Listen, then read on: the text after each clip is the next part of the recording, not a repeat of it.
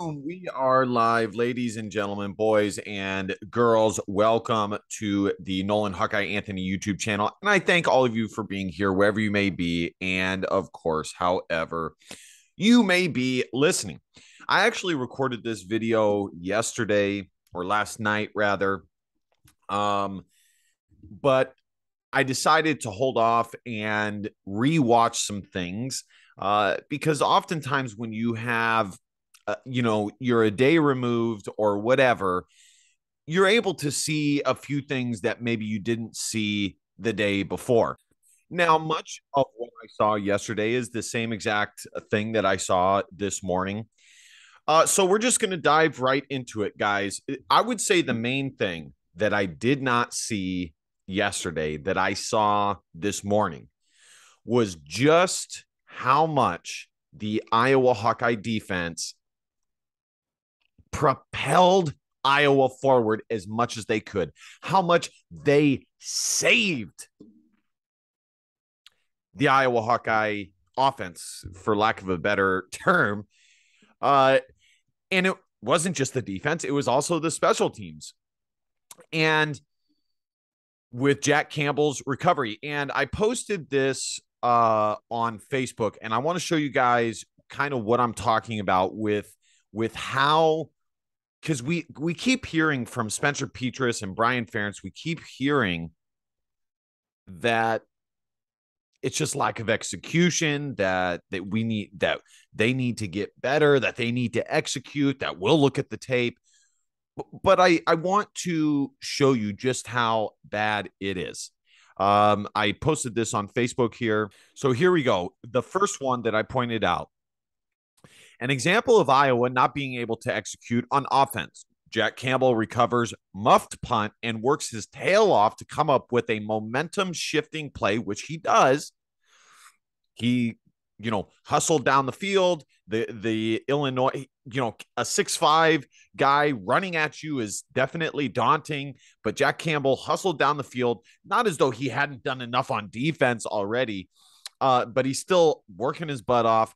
And the Illini guy got so spooked by Jack Campbell's 6'5" frame that he muffed the punt, and Jack Campbell came up with it.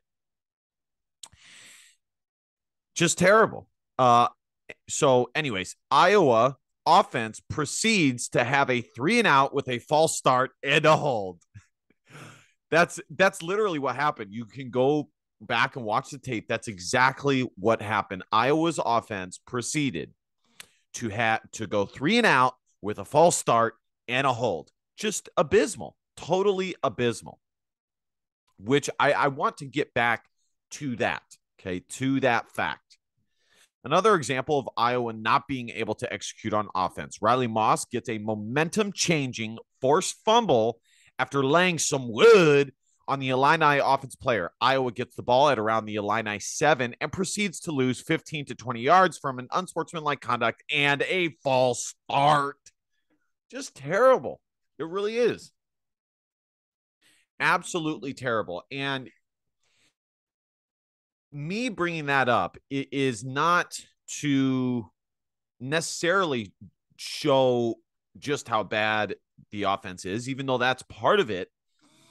But I wanted to show the even more deep-rooted issues. Because we keep hearing Spencer Petras and Brian Ferentz and Kirk Ferentz say, got to execute better. We got to grow. We got to grow faster, which is just silly logic in and of itself, because how many offenses are ready to go when the season starts? Why is Iowa's defense ready to go when the season starts and all the way through, but the Iowa offense isn't? Are we supposed to believe that it is acceptable for the Iowa offense to have 9 games that are terrible on their way to building momentum and improving in the 10th game and becoming an average offense 10th game of the season? That's not good enough. That is not good enough. Other teams, other programs would have absolutely fired Brian Ferentz and absolutely benched Spencer Petras. A perfect example, guys. Artur Sikowski, okay, the quarterback for the Illini yesterday. He initially went to Rutgers. He was a high 3-star, low 4-star quarterback. He, like I said, he initially went to Rutgers. Spencer Petras and Arthur have, competed multiple times. And Arthur literally lost his starting job at lowly Rutgers. He lost his starting job at lowly Rutgers. Fast forward to 2 years later, and he looks almost better than Spencer Petras. He looks almost better than Spencer Petras. And that's my point, guys. All this growing and I don't see it. If we did actually see some growing, it would be fine. But it's a lie. It's a false narrative. There is no improvement. Spencer Petras has not improved a lick since his first year at the helm. This offense hasn't improved a lick since its inception. Matter of fact, because I would say to you guys, well, we've seen some good offensive outings from Brian Ferentz and the offense in the past, and we've seen some decent, statistical seasons from the Iowa offense and Brian Ferentz. Not great, but okay. And he has proceeded to go like this. And I now believe that the further Brian Ferentz has gotten removed from Ken O'Keefe and, Greg Davis, the more that we are seeing the true ineptness of Brian Ferentz. And in defense, the reporters were totally getting after Kirk Ferentz yesterday. And one guy asked Kirk if basically what would be the defense from you to keep Brian Ferentz.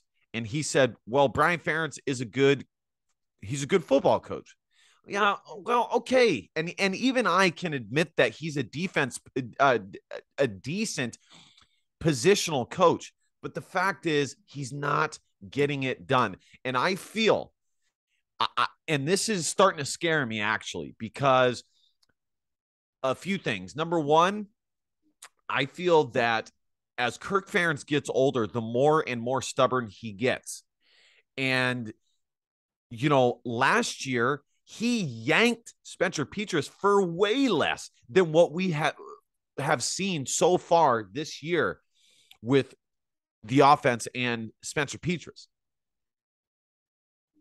And I think that we are starting to see a situation where he continues to basically sleep in the hole and just keep digging a deeper hole that they have created for themselves. And I said this 2 weeks ago. I told you guys that they decided to go with Spencer Petras after the Nebraska game. They decided that he was going to be the starting. Matter of fact, they may have even decided it before then.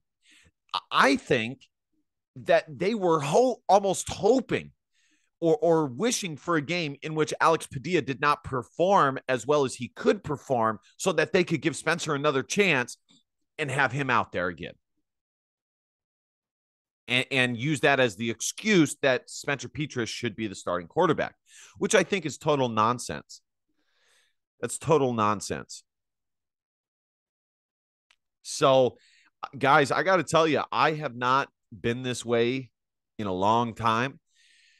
I have zero faith that this will improve. After 7 games, Iowa is going to be 3-4. I give Iowa like a 2% chance to beat Ohio State. I do not see it happening. And the season will already be done. A team that had enough talent to win 10 games in a terrible, that's what makes this even worse, in a terrible Big Ten West. That's what makes this even worse. Of all the years that Kirk Ferentz and the Iowa Hawkeyes could take advantage of the lowly conference, it would be this year. But it's not going to happen, guys. I think the best Iowa can do is another Kirk Ferentz Classic, 8-4 season. But I think it's likely that they're going to be 7-5, 6-6. That is the more likely record. So this offense is not improving, guys. It is not growing. Kirk Ferentz said in his post-game press conference that he will be staying with Brian Ferentz and Spencer Petras, which to me is the saddest part of all this, because you just, when you look at the offensive numbers, which Kirk Ferentz says he's not a stats guy, obviously, but when you hear that, you just think to yourself, well, there's no hope, because he is going to stick with Spencer and he's going to stick with Brian no matter what.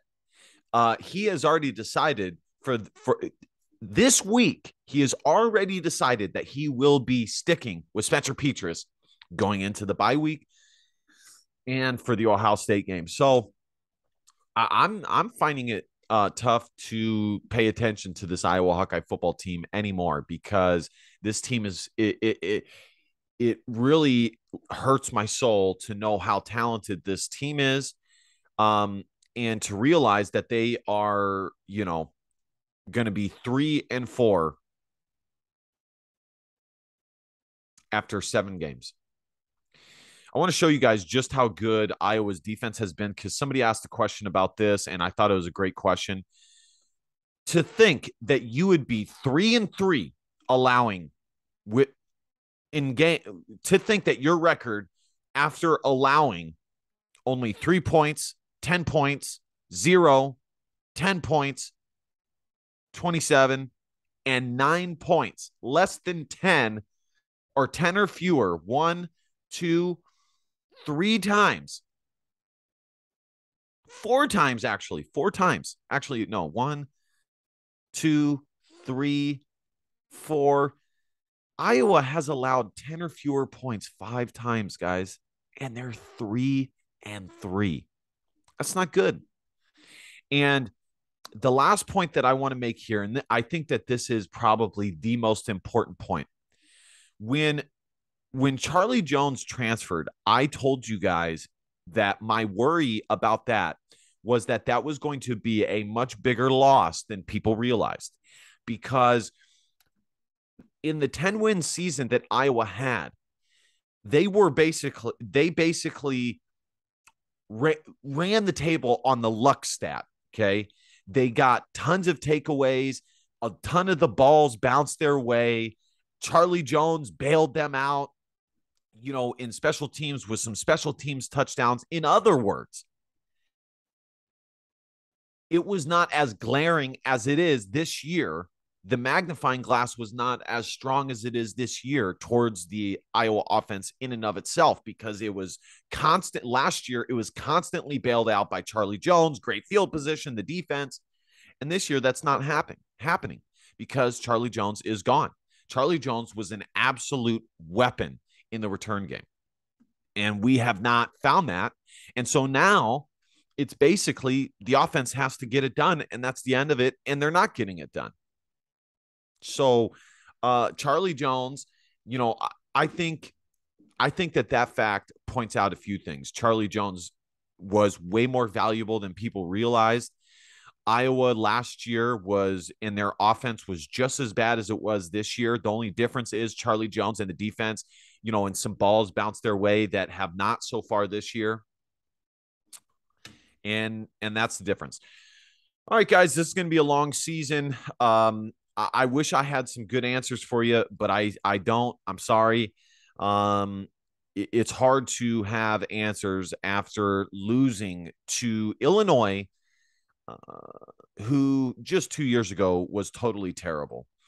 This is an unacceptable loss. I don't care if I could care less if Illinois was 6-0 with a top 10 ranking going into this game. Okay. There's no reason that Illinois should be anywhere near the Iowa Hawkeyes as far as a football program, after where we've seen how terrible Illinois has been previously. But here we are. here we are. All right, guys, be sure to like, comment, subscribe. If you guys want to donate to the channel, you guys absolutely can do that. And as always, remember, DBAP, don't be a pussy willow. And facts are feelings because your feelings don't matter. Love you guys. See you guys next time. Bye-bye.